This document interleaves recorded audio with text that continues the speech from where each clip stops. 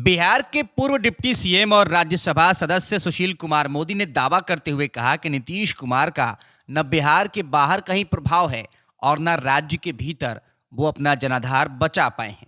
इसलिए विपक्षी एकता की उनकी मुहिम फ्लॉप कर गई। 1.5 महीने में न कोई प्रमुख विपक्षी नेता उनसे मिलने आया, न वो किसी से मिलने गए। सुशील मोदी ने कहा कि गोपालगंज और मोकामा के उपचुनाव में नीतीश कुमार अपना लवकुश और अति पिछड़ा वोट आरजेडी को ट्रांसफर नहीं करा पाए।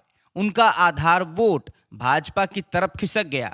सुशील मोदी ने कहा कि कांग्रेस अध्यक्ष बनने के बाद ना तो मल्लिकार्जुन खड़गे ने और ना ही भारत जोड़ो यात्रा पर निकले राहुल गांधी ने ही नीतीश कुमार को आमंत्रित किया। उन्होंने कहा कि विपक्षी एकता के नाम पर केसीआर बिहार आए थे, लेकिन नीतीश कुमार के साथ बात नहीं बनी। अब उन्होंने अपनी पार्टी को राष्ट्रीय बनाकर कर्नाटक के पूर्व मुख्यमंत्री कुमार स्वामी से हाथ मिला लिया है। सुशील मोदी बोले कि गुजरात और हिमाचल प्रदेश के विधानसभा चुनाव में कांग्रेस और केजरीवाल की पार्टी को एक साथ लाने में नीतीश कुमार कोई भूमिका नहीं निभा सके। दोनों जगह दोनों विपक्षी दल एक दूसरे के खिलाफ भी लड़ रहे हैं। उन्होंने कहा कि जब नीतीश कुमार को कोई नेता मानने को तैयार ही नहीं, तब विपक्षी एकता के नाम पर जदयू का राजद में विलय कराने के अलावा उनके पास कोई रास्ता नहीं है। सुशील मोदी ने कहा कि पिछले दिनों दिल्ली में केजरीवाल, चौटाला और अखिलेश यादव से नीतीश कुमार के मिलने का कोई फॉलोअप नहीं हुआ। उन्होंने कहा कि केजरीवाल ने कांग्रेस के साथ खड़ा होना नामंजूर कर दिया और आय से अधिक संपत्ति के मामले में घिरे ओम प्रकाश चौटाला ने चुप्पी साध ली।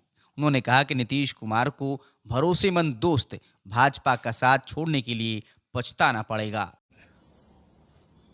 नीतीश कुमार की विपक्षी दलों को एक करने की जो मुहिम थी वो पूरी तरह से विफल हो गई, टाइम फिस हो गई।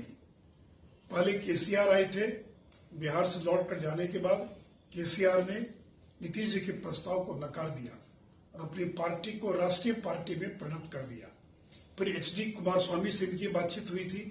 एचडी कुमार स्वामी ने भी इनके प्रस्ताव को नकार कर केसीआर से हाथ मिला लिया। फिर नीतीश जी अरविंद केजरीवाल से मिलने गए थे और आज हालत यह है कि अरविंद केजरीवाल और कांग्रेस गुजरात और हिमाचल दोनों राज्यों में एक दूसरे के खिलाफ चुनाव लड़ रहे हैं। दोनों एक दूसरे को बीजेपी की बी टीम करार दे रहे हैं। तो नीतीश जी अब पूरी तरह से फेल कर गए और उसी का परिणाम है कि अब बिहार में कैंप कर रहे हैं। अब पिछले 1.5 महीने से दिल्ली झांकने तक नहीं गए। यहाँ तक कि गुजरात में चुनाव हो रहा, आप क्यों नहीं गए गुजरात? हिमाचल क्यों नहीं गए? गुजरात में एक ट्राइबल पार्टी से मिलजुल कर चुनाव लड़ने का जो प्रयास था वो भी इनका फेल कर गया। और वहीं दूसरी ओर नीतीश जी की लोकप्रियता लगातार बिहार में घटती जा रही है। बिहार के बाहर तो कोई पूछ और कोई पहचान नहीं है। और भी जो 2 उपचुनाव हुए, मोकामा और गोपालगंज, दोनों उपचुनाव में इनका जो वोट था वो ट्रांसफर हो गया बीजेपी की तरफ। तो यानी इनकी जो वोट ट्रांसफर करने की क्षमता थी वो भी समाप्त हो चुकी है। तो राष्ट्रीय जनता दल भी इनकी उपयोगिता को समझ चुका है। वो भी समझ चुका है कि अब ये वोट ट्रांसफर करने की भी क्षमता नहीं रह गई है। और उसी का परिणाम है कि नीतीश कुमार पिछले 1.5 महीने से बिहार में ही टिके हुए हैं। अभी कहीं दूर दूर तक कभी दिल्ली नहीं गए। यहाँ तक कि राहुल गांधी ने अपनी यात्रा में भी इनको निमंत्रण नहीं दिया। खड़गे साहब की ओर से भी कोई कॉल नहीं आया। तो नीतीश जी देखिए, नरेंद्र मोदी का मुकाबला नहीं कर पाएंगे। लोग आपको पहचान चुके हैं।